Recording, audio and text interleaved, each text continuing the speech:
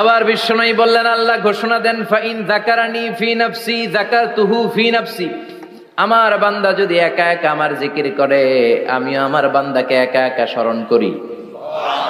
ওয়া ইন যাকারানি ফি মালাইন যাকারতুহু ফি মালাইন খায়রিম মিনহু। আর মহা সম্মেলনে যদি বান্দা আমারে স্মরণ করে, আমি এর চাইতো শ্রেষ্ঠ মহা সম্মেলন ফেরেশতাদেরকে নিয়ে আমার বান্দাকে স্মরণ করি।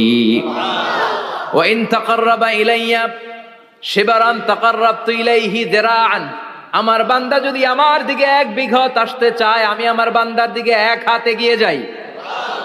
আমার বান্দা যদি আমার দিকে 1 হাত আসতে চায়, আমি আমার বান্দার দিকে 2 হাত চলে যাই।